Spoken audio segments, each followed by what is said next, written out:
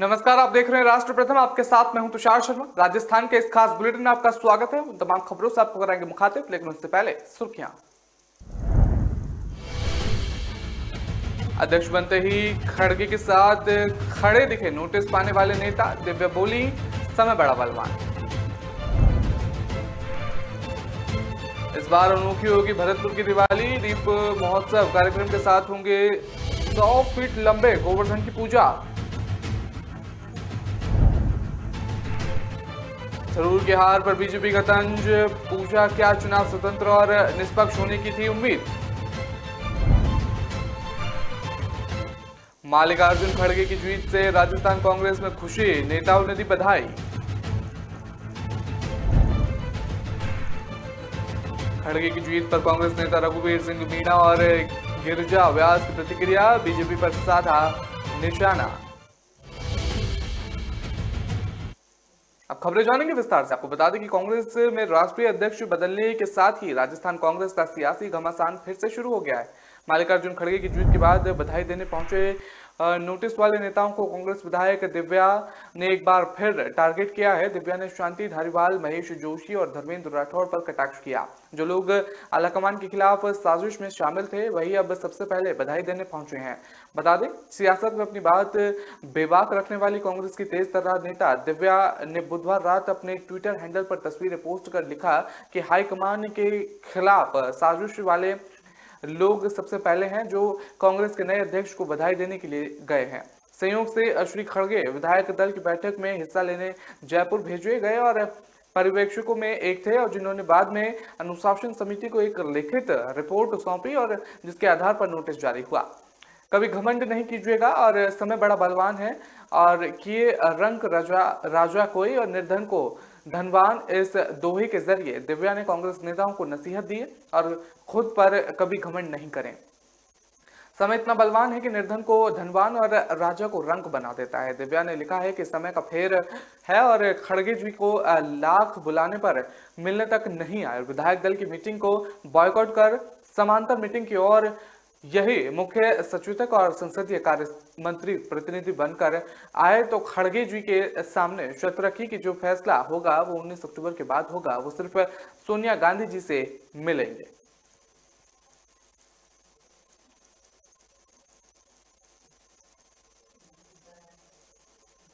Corona महामारी की वजह से पिछले 2 साल से लोग कोई भी त्योहार खुलकर नहीं मना पाए हैं, लेकिन इस बार कोरोना महामारी का डर निकलने के बाद सभी लोग दीपावली के त्योहार को हर्ष और उल्लास के साथ मनाने के लिए कई दिनों से तैयारियों में जुटे हुए हैं। इस बार दीपावली पर सभी के घर रोशन होंगे और सभी त्योहार हंसी खुशी मनाएंगे। इसके लिए राजस्थान के भरतपुर जिले में जिला प्रशासन द्वारा नई पहल शुरू की गई है। इससे पहले इसके तहत व्यापारिक और अन्य सामाजिक संगठनों के माध्यम से 7 दिवसीय भरतपुर दीप महोत्सव का आयोजन किया जाएगा। 21 और 27 अक्टूबर तक चलने वाले इस महोत्सव में विभिन्न कार्यक्रमों का आयोजन किया जाएगा।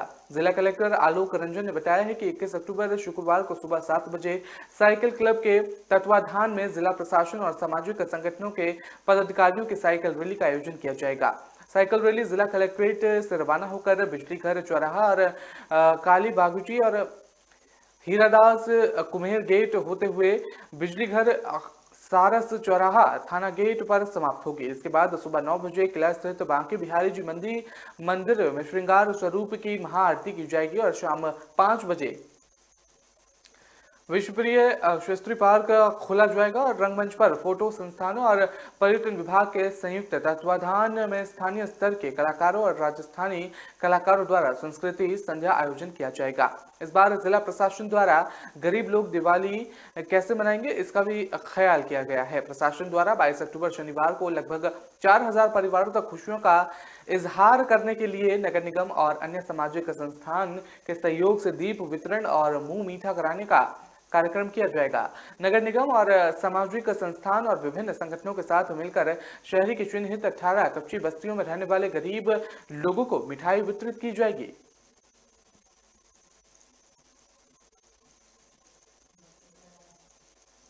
कांग्रेस को 24 साल बाद गांधी परिवार से बाहर का अध्यक्ष मिला है। मल्लिकार्जुन खड़गे ने इस चुनाव में शशि थरूर को शिकस्त दी है। अध्यक्ष के चुनाव के लिए सोमवार को मतदान हुआ था और अध्यक्ष पद के चुनाव में मल्लिकार्जुन खड़गे का पलड़ा पहले से ही भारी नजर आ रहा था और खड़गे को गांधी परिवार का समर्थन भी हासिल हुआ था।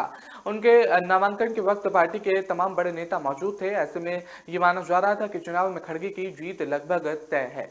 और राजस्थान के मुख्यमंत्री अशोक गहलोत ने कांग्रेस पार्टी के नवनिर्वाचित अध्यक्ष को ट्वीट कर शुभकामनाएं दी हैं। वहीं भारतीय जनता पार्टी के मीडिया सेल के प्रभारी ने ट्वीट कर शशि थरूर की हार पर तंज कसते हुए ट्वीट किया है। भारतीय जनता पार्टी के मीडिया सेल के प्रभारी अमित मालवीय ने ट्वीट किया है, शशि थरूर एक हारे हुए व्यक्ति की तरह रो रहे हैं और क्या उन्हें वास्तव में कांग्रेस में चुनाव स्वतंत्र और निष्पक्ष होने की उम्मीद थी? उसे आभारी होना चाहिए कि उसे बाथरूम में बंद नहीं किया गया था। सबसे बुरा अभी आना बाकी है। और बता दें कि अगले कुछ महीने में गांधी परिवार से मुकाबला करने के लिए उनका उपहास किया जाएगा और उन्हें शर्मिंदा किया जाएगा। राजस्थान भारतीय जनता पार्टी के नेता प्रतिपक्ष गुलाब चंद कटारिया ने भी कहा है कि कांग्रेस पार्टी का अंदरूनी मामला है और कई सालों बाद लोकतांत्रिक तरीके से चुनाव हो गए हैं। और बता दें गांधी परिवार के अलावा कोई बाहरी का अध्यक्ष बना है। उन्होंने निशाना साधते हुए कहा कि अब देखना यह है कि परिवार की कठपुतली बनकर मनमोहन सिंह की तरह काम करते हैं या स्वयं विवेक या आने वाले समय बताएगा और ये कितना दबाव में काम कर रहे हैं। तो ये तो आने वाला समय ही बताएगा। सीधे तौर पर ये तंज का जो दौर है वो लगातार जारी है।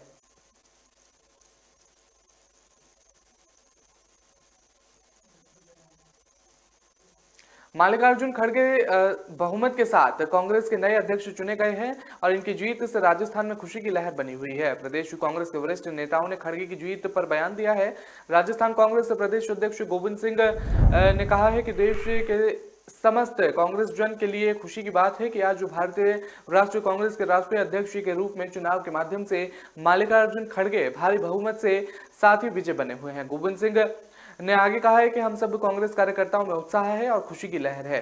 खड़गे का जो लंबा राजनीतिक अनुभव है उसके आधार पर उनके नेतृत्व में हम हमारे नेता राहुल गांधी के मार्गदर्शन में कांग्रेस को मजबूत करेंगे और प्रत्येक कार्यकर्ता खड़गे के नेतृत्व में 2023 में पुनः सरकार बनाएंगे और 2024 में यूपीए सरकार का गठन करेंगे। बता दें कि प्रजातांत्रिक रूप से हुए इस जीत से कांग्रेस कार्यकर्ताओं में खुशी की लहर है। मैं सब कांग्रेस जन को बधाई देना चाहता हूं कि कांग्रेस एकमात्र ऐसी पार्टी है जिसने चुनाव के माध्यम से अपना अध्यक्ष चुना है। किसी अन्य पार्टी चाहे बीजेपी हो या फिर अन्य कोई पार्टी, किसी में इतनी हिम्मत नहीं है कि वो अपना राष्ट्रीय अध्यक्ष चुनाव के माध्यम से कर सके। और आगे उन्होंने कहा कि प्रदेश कांग्रेस में नई ऊर्जा का संचार हुआ है और उससे हम सब देश की एकता और अखंडता के लिए काम करेंगे।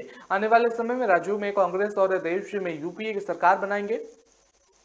वहीं प्रदेश के पूर्व चिकित्सा मंत्री और गुजरात कांग्रेस प्रभारी रघु शर्मा ने कहा कि मल्लिकार्जुन खड़गे को अखिल भारतीय कांग्रेस कमेटी का अध्यक्ष नवनिर्वाचित होने पर हार्दिक शुभकामनाएं और बधाई। आपके अनुभव और नेतृत्व से निश्चित ही पार्टी अधिक मजबूत होगी। आगामी चुनावों में अभूतपूर्व सफलता प्राप्त कर विजय पताका फहराएंगे और मैं ईश्वर से आपका सफल कार्यकाल की कामना करता हूं।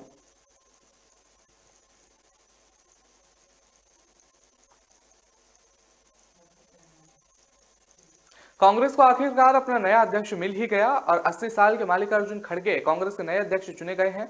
खड़गे ने सीधे मुकाबले में शशि थरूर को भारी मतों से हराया है। इसको लेकर देश भर से कांग्रेस नेताओं के बयान आने शुरू हो गए हैं। इस पर राजस्थान के उदयपुर निवासी पूर्व कैबिनेट मिनिस्टर गिरिराज व्यास ने भी बयान दिया है। उन्होंने कहा है कि कांग्रेस ने कुर्बानी को जज्बा दिया है और अध्यक्ष खड़गे के नेतृत्व में कांग्रेस को आगे ले जाएंगे। और कांग्रेस वर्किंग कमेटी सदस्य रघुवीर सिंह मीणा ने कहा है कि बीजेपी को तानाशाही छोड़ सीखना चाहिए कि लोकतांत्रिक पार्टी क्या होती है। और कांग्रेस अध्यक्ष पद के चुनाव के परिणाम के मल्लिकार्जुन खड़गे को 7,897 वोट मिले जबकि शशि थरूर को महज 1,072 वोट मिले।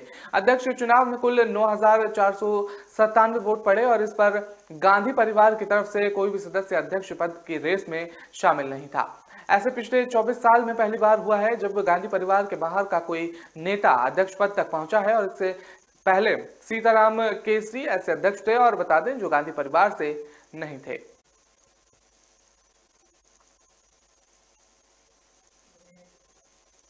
फिलहाल वक्त तो चला एक छोटे से ब्रेक का। खबरों का सिलसिला लगातार जारी रहेगा।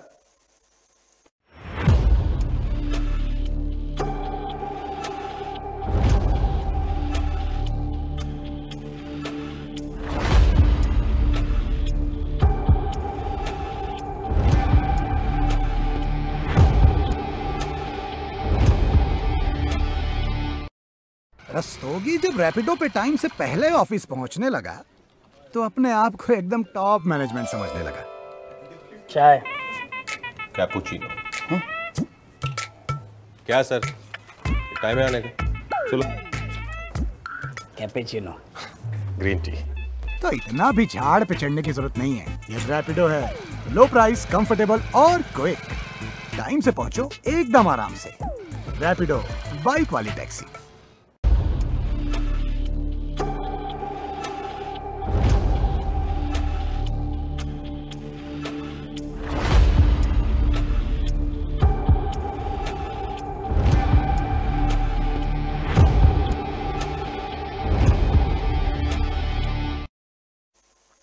ब्रेक में आपका स्वागत है। रुक करते हैं अगली खबर का। आपको बता दें कि कांग्रेस में राष्ट्रीय अध्यक्ष का चुनाव खत्म होने और मल्लिकार्जुन खड़गे के नए अध्यक्ष बनने के बाद सियासी गलियारों में नई चर्चा शुरू हो गई है।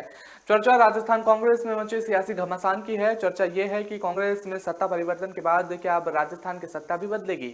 क्या अशोक गहलोत मुख्यमंत्री की कुर्सी पर आसीन रहेंगे या सूबे की सत्ता सचिन पायलट को सौंपी जाएगी? दरअसल राजस्थान में बीते 4 साल से कांग्रेस की सरकार होने के बावजूद अस्थिरता का माहौल बना हुआ है। यहां सीएम की कुर्सी को लेकर अशोक गहलोत और सचिन पायलट के बीच मतभेद लगातार जारी रहते हैं और 4 साल में कई बार ये मतभेद खुले विरोध के रूप में सामने आए हैं। ताजा मामला हाल ही में कांग्रेस अध्यक्ष चुनाव के दौरान देखने को मिला था। मुख्यमंत्री अशोक गहलोत राष्ट्रीय अध्यक्ष को चुनाव लड़ने वाले थे, लेकिन अध्यक्ष बनने के बाद भी वो मुख्यमंत्री की कुर्सी नहीं छोड़ना चाहते थे। इसे लेकर सूबे में एक बार फिर सियासी घमासान मचा हुआ है और पार्टी की बैठकों का दौर चला। वाद विवाद के बीच गहलोत सरकार के 90 विधायक मंत्रियों ने विधानसभा अध्यक्ष को इस्तीफा तक सौंप दिए। उस वक्त आलाकमान के 2 टूक निर्देश पर सीएम गहलोत ने अध्यक्ष चुनाव लड़ने का फैसला वापस लिया और सीएम बने रहे। पार्टी सूत्रों के मुताबिक राजस्थान में आए दिन होने वाले इन सियासी घमासान से पार्टी आलाकमान परेशान है। ऐसी गतिविधियों से विपक्ष को बयानबाजी का मौका मिल रहा है और पार्टी की छवि खराब हो रही है।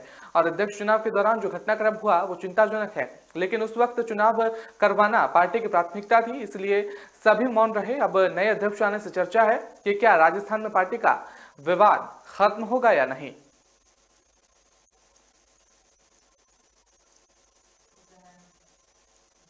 राजस्थान में लव जिहाद का मामला सामने आया है और बता दें कि आरोप लगाए जा रहे हैं कि यहां सवाई माधोपुर में एक मुस्लिम युवक हथियार दिखाकर हिंदू लड़की को अगवा करके ले गया। आरोप है कि ये भी कि घटना के बाद लड़की के परिजन थाने पहुंचे तो सुनवाई नहीं हुई। इस मामले की जानकारी मिलते ही राज्यसभा सांसद किरोड़ी लाल मीणा लड़की के माता पिता से मिले और परिवार के साथ पुलिस थाने पहुंचे। यहाँ परिवार और समर्थकों के साथ थाने के बाहर धरने पर बैठ गए। सांसद और परिवार की मांग है कि पुलिस शीघ्र ही आरोपियों को जल्द गिरफ्तार करे और लड़की को सुरक्षित घर लेकर आए। और बता दें, सांसद मीणा ने बताया है कि एक मुस्लिम युवक ने बंदूक दिखाकर हिंदू लड़की का अपहरण कर लिया। परिवार ने विरोध किया तो उन्हें जान से मारने की धमकी दी गई।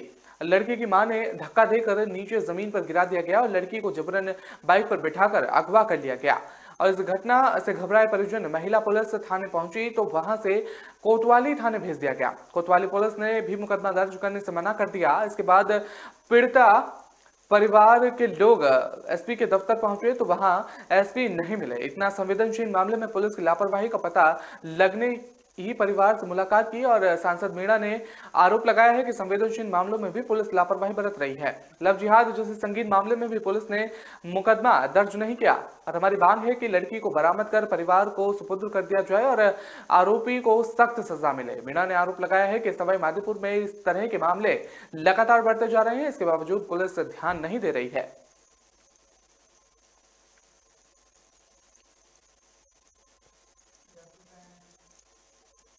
देश भर में दीपावली की जो तैयारियां हैं जोरों शोरों पर चल रही हैं और पुष्प नक्षत्र पर आज सोना चांदी का बाजार गुलजार नजर आया। सोना चांदी की कीमतों में कमी और कोरोना वायरस की महामारी के 2 साल बाद बाजारों में जमकर सोने चांदी की ज्वेलरी की खरीदारी की गई है। बाजारों में रौनक दिखाई दे रही है। ज्वेलरी व्यापारियों का मानना है कि धनतेरस से पहले पुष्प पर जिस तरह से बाजार में उछाल आया है और उन लोगों की खरीदारी बढ़ गई है और इससे अनुमान है कि इस बार अच्छा व्यापार होगा। दीपावली के पहले पुष्प नक्षत्र पर खरीदारी को लेकर बाजार में भीड़ देखने को मिली। बाजार में लोगों ने जमकर खरीदारी की और सोने चांदी के आभूषण, इलेक्ट्रॉनिक सामान से लेकर घर को सजाने के लिए काम आने वाली हर चीज की बिक्री से व्यापारी भी खुश होते हुए नजर आए। पश्चिमी राजस्थान ज्वेलर्स एसोसिएशन के सचिव नवीन सोनी ने बताया कि कोरोना वायरस के 2 साल बाद जिस तरह से लोग इस बार दीपावली का त्योहार हर्षोल्लास से मना रहे हैं, उसी तरह के साथ ही सोने चांदी की कीमतें कम होने के चलते लोग सोने चांदी के आभूषण भी खरीद रहे हैं। सबसे बड़ी बात यह है कि इस बार दीपावली के पर्व पर सोने की कीमत में 4000 की कमी होने के चलते लोग सोने की खरीदी कर रहे हैं। खरीदी करने पहुंचे नम्रता गोस्वामी ने बताया है कि पिछले लंबे समय से सोने के नेकलेस के लिए सोच रही थी और इस बार उसकी सास ने उसे ज्वेलरी शॉप पर लेकर आई है और यहाँ पर उसे उसकी पसंद का नेकलेस दिला रही है। खुशी की बात यह है कि आज पुष्य नक्षत्र है और साथ ही सोने की कीमत भी कम है और इस दीपावली पर खुशियां मिलती हुई नजर आ रही हैं। और बता दें, यहाँ तमाम ग्राहक मौजूद थे, उनसे लगातार बातचीत के दौरान वो खुश होते हुए नजर आए।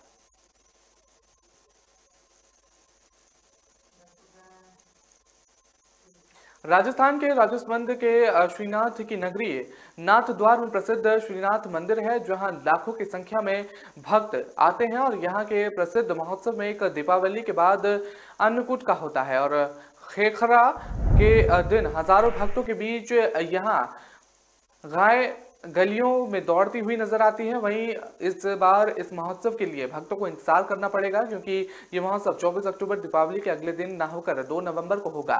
साथ ही अन्नकूट की प्रसिद्धि भी तब तक होगी कि नाथ द्वारा के गलियों में होने वाली गौ क्रीड़ा का महोत्सव काफी खास है।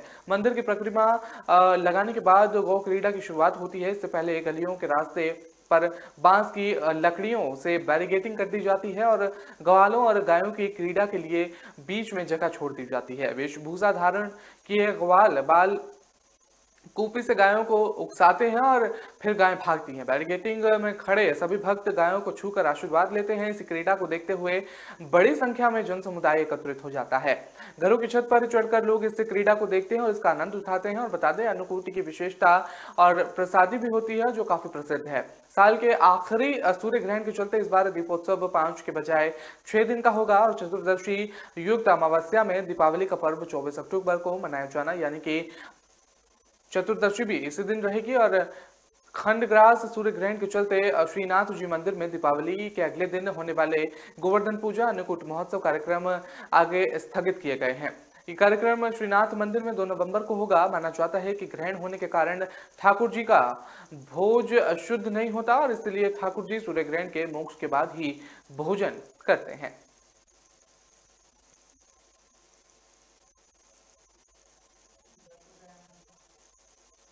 राजस्थान बेरोजगार एकत्रित महासंघ के बैनर तले राजस्थान के युवा अपनी मांगों को लेकर गुजरात में सड़कों पर प्रदर्शन कर रहे हैं। बता दें कि प्रदर्शन का 17वां दिन रहा और खास बात यह रही कि राजस्थान के सीएम अशोक गहलोत का गुजरात दौरा था और दौरे से पहले ही महासंघ ने निर्णय लिया था कि अपनी मांगों को लेकर सीएम गहलोत का घेराव करेंगे और पहले से अनाउंसमेंट करने के कारण एकत्रित महासंघ के प्रदेश अध्यक्ष उपेंद्र यादव सहित 4 युवाओं को गिरफ्तार कर लिया, जेल भेज दिया गया है।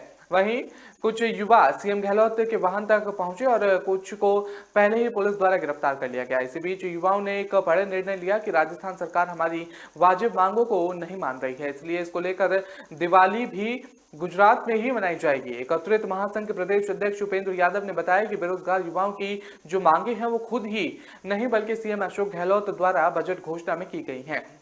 राजस्थान के युवा गुजरात में प्रदेश और प्रदर्शन कर रहे हैं और लेकिन राजस्थान सरकार उनकी बात करने तक जो राजी नहीं है। अशोक गहलोत से अपनी मांगे मनवाने के लिए हम उनसे बातचीत करना चाहते थे, लेकिन उससे पहले ही मुझे और मेरे साथियों को गिरफ्तार कर जेल में डाल दिया गया है। 22 घंटे तक वहां रखा गया। यही नहीं, अन्य साथी गहलोत के पास तक पहुंच रहे थे, तब उन्होंने भी गिरफ्तार कर लिया गया।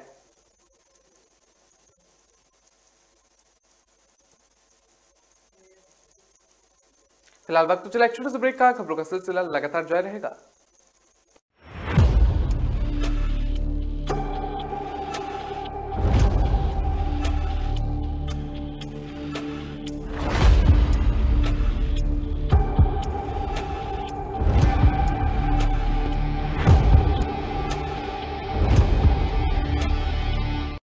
वंडर मसालों की रेंज है तैयार, जिन्हें है आपके ट्विस्ट का इंतजार। मेरा ट्विस्ट मेरा टेस्ट।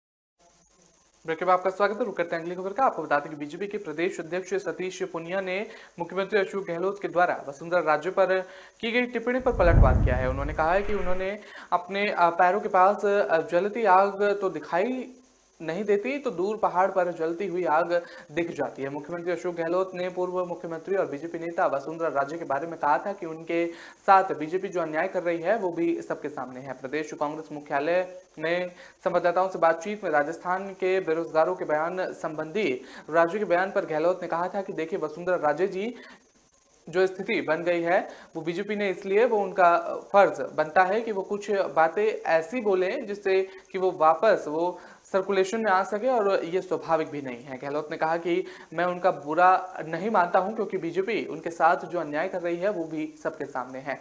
एक पूर्व मुख्यमंत्री के साथ आप व्यवहार भी ठीक नहीं करो और बातचीत भी नहीं करो और अपॉइंटमेंट नहीं दो, ये तो हमारी पार्टी में कभी नहीं हुआ। मुख्यमंत्री ने कहा कि हम भी पूर्व मुख्यमंत्री रहे हैं, हम पार्टी के अंदर पूरा सम्मान मिला है हमें पूर्व मुख्यमंत्री होते ही भी गुजरात का इंचार्ज बनाया गया और बता दें एआईसीसी का महामंत्री बनाया गया और एआईसीसी का संगठन महामंत्री बनाया गया। तो क्या पद से हटने के बाद भी आप इस प्रकार से आप व्यवहार करेंगे तो फिर वो क्या करेंगे, वो भी कुछ करेंगे। और पुनिया ने देसी कहावत के जरिए गहलोत को कहा कि डूंगर की बलती दिखे, पंगा की बलती को नहीं दिखे।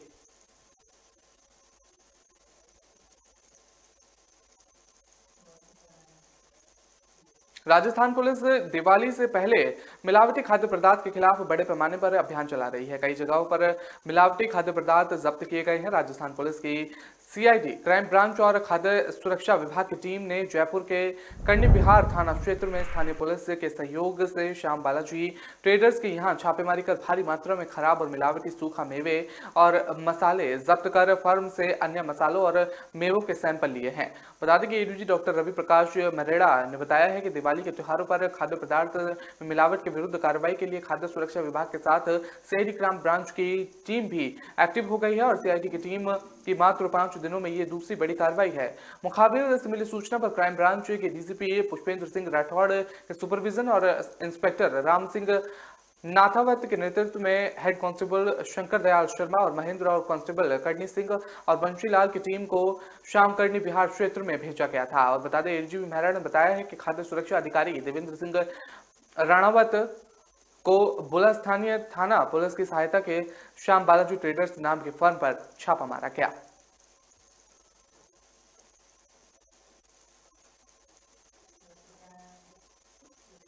राजस्थान कांग्रेस में अभी सब कुछ ठीक नहीं चल रहा है। आलाकमान के खिलाफ इस्तीफे की बगावत के बाद कांग्रेस पार्टी के विधायक ने अपनी ही पार्टी के विरुद्ध मोर्चा खोल दिया है और मुखर होकर अपनी पार्टी के नेताओं को घेरने में जुट गए हैं। इसमें एक नाम ऊसे विधायक दिव्या मधेरना का भी है और बता दें जो लगातार अपनी ही सरकार और पार्टी को कटघेरे में खड़े कर रही हैं और लगातार सोशल मीडिया के जरिए भी सवाल खड़े कर रही हैं। पिछले दिनों राजस्थान कांग्रेस में राष्ट्रीय अध्यक्ष चुनाव से पहले राजस्थान के विधायकों ने सचिन पायलट को मुख्यमंत्री नहीं बनाए जाने और इसलिए इस्तीफा दे दिया था। आलाकमान और पार्टी के अनुशासन को तोड़ने के सभी आरोप लगे थे और ये बगावत दिव्या को इतनी नागवारा गुजर रहा था और अपनी पार्टी और नेताओं पर लगातार हमला बोल रही हैं। राजस्थान की राजनीति के दबंग जाट नेता परशुराम की पोती अब अपनी आलाकमान और पार्टी के अनुशासन तोड़ने वाले के खिलाफ मुखर हो चुकी हैं। और बता दें कि औसिया विधायक दिव्या ने फिर ट्विटर पर अपनी पार्टी और सरकार के विरुद्ध बम फोड़ दिया है। अपने ट्वीट में लिखा है कि अपने हित के लिए पार्टी बदलना अवसरवाद की श्रेणी में आता है तो अपने हित के लिए इस्तीफा नौटंकी से दबाव की राजनीति करना भी अवसरवाद की समांतर श्रेणी में ही आता है।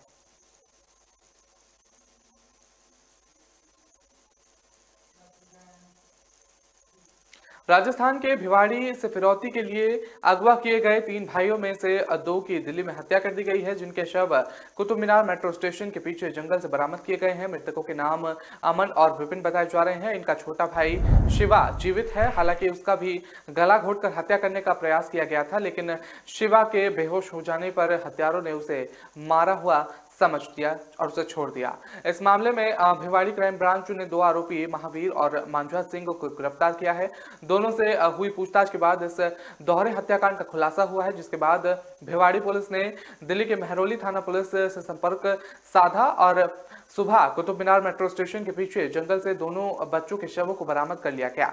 पुलिस के मुताबिक भिवाड़ी के संतलका गांव के एक मुकुट लेबर कॉलोनी का है और जहां ज्ञान सिंह अपनी पत्नी उर्मिला और 3 बेटों अमन, विपिन और शिवा के साथ रहते थे। ज्ञान सिंह और उनकी मां उर्मिला दोनों रेहड़ी पर अलग अलग सामान बेचते हैं। 15 अक्टूबर की सुबह इन्हें तीनों बेटे अपनी मां के पास जाने के लिए घर के लिए निकले थे और लेकिन मां के पास नहीं पहुंच पाए थे।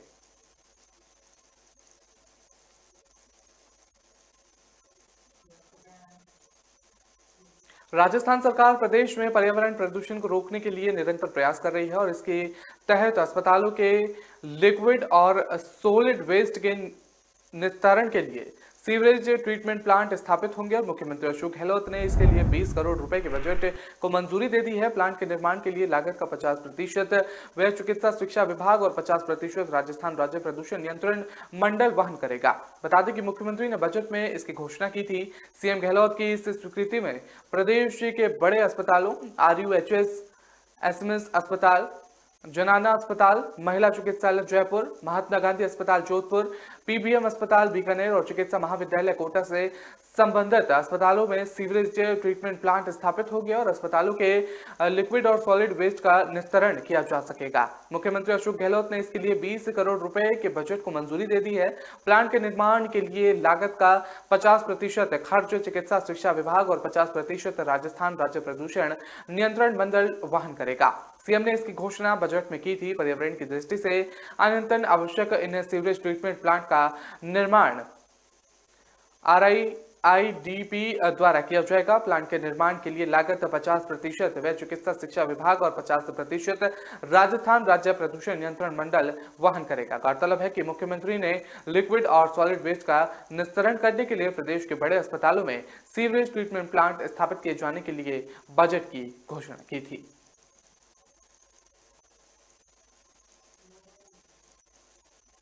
तो फिलहाल इस वीडियो में इतना ही। मुझे दीजिए इजाजत। नमस्कार।